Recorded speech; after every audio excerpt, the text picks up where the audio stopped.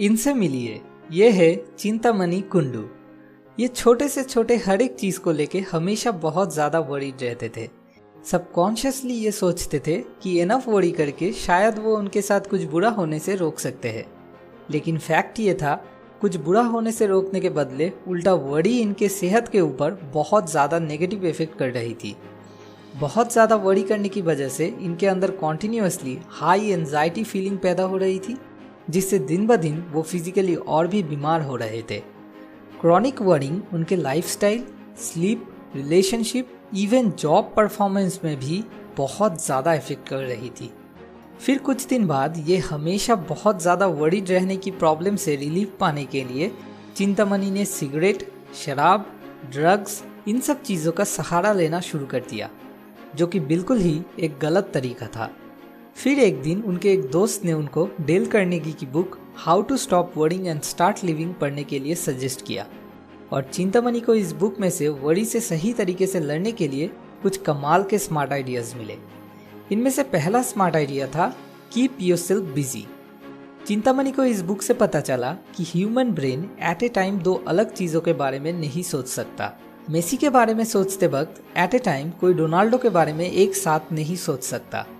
एक ही मोमेंट पे या तो मेसी के बारे में सोचना होगा या फिर रोनाल्डो के बारे में। तो चिंतामणि ने आइडिया निकाला, अगर वो जिस काम से प्यार करते हैं उस काम को लेके बिजी रहे, उस बारे में ही सोचते रहे, तो वो एक साथ किसी दूसरे चीज को लेके वरी नहीं कर पाएंगे। उन्होंने अगले ही दिन इस आइडिया को अप्लाई किया और उनके 25% वरीज आनी ही बंद हो गई। अब दूसरा स्मार्ट आइडिया जो चिंतामणि को मिला था वो है एक्सेप्टिंग द वर्स्ट। मतलब बुरे से बुरा जो हो सकता है उसे पहले से ही मेंटली एक्सेप्ट कर लेना, उसके बाद कैसे उस वर्स्ट को थोड़ा सा भी ज़्यादा बेटर किया जा सकता है उसके लिए रास्ते ढूंढ निकाल के स्टेप्स लेना।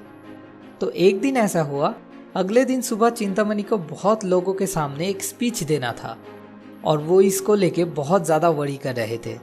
तो उन्होंने ऐसे में वरी से लड़ने के लिए इस स्मार्ट आइडिया को अप्लाई किया।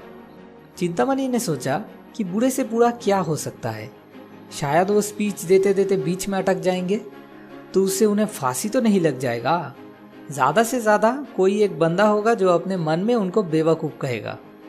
जैसे ही चिंतामणि ने यह समझ लिया कि वर्स्ट क्या हो सकता है और उससे पहले से ही मेंटली एक्सेप्ट भी कर लिया, उनके वरीज ऑलमोस्ट 50% कम हो गए। थर्ड स्मार्ट आइडिया था applying the law of average. मतलब कोई चीज़ जिससे लेके बहुत ज़्यादा वरी हो रहा है वो घटना घटने की पॉसिबिलिटी क्या है वो समझ लेना। जब चिंतामणि जी पहली बार एरोप्लेन में ट्रैवल करने के लिए गए थे तो प्लेन में उठने से पहले उनके अंदर एक अजीब सा डर आने लगा कि अगर ये प्लेन क्रैश हो गया तो मेरे फैमिली का क्या होगा। लिटरली चिंतामणि जी इतना ज़्यादा वरीड होने लगे कि उनके तबीयत भी खराब होने लगा। फिर उनको ये वाला स्मार्ट आइडिया याद आया। वो गूगल पे गए और सिंपल सी एक सर्च की, percentage of how many people die in plane crash. Google ने जवाब दिया only 1 out of 11 million people die in plane crash. जैसे ही उन्हें यह पता चला उनके तबीयत धीरे धीरे ठीक होना शुरू हो गया। अब last and fourth smart idea था पुटिंग स्टॉप लॉस ऑर्डर। मतलब एक एग्जैक्ट डेट फिक्स कर लेना, तब तक अगर किसी चीज़ में लॉस भी हो रहा है तो उसे कंटिन्यू रखना, उसके बाद भी अगर लॉस हो रहा है तो बंद करना।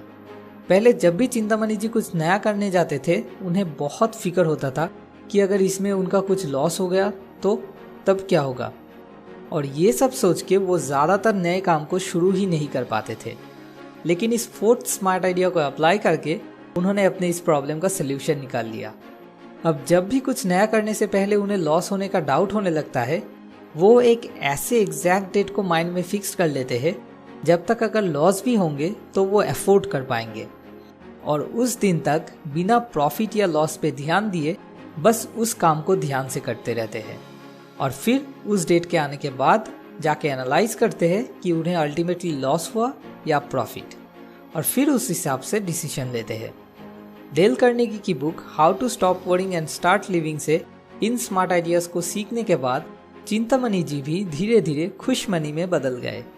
अगर आप भी चिंतामणि की तरह चिंतामणि से बदल के खुश मनी बनना चाहते हो तो आप नीचे डिस्क्रिप्शन में दिए हुए लिंक से जाके amazon.in से सिर्फ अराउंड 120 रुपीज़ में इस बुक को खरीद सकते हो। अगला वीडियो अगले वेडनेसडे। Thanks for watching.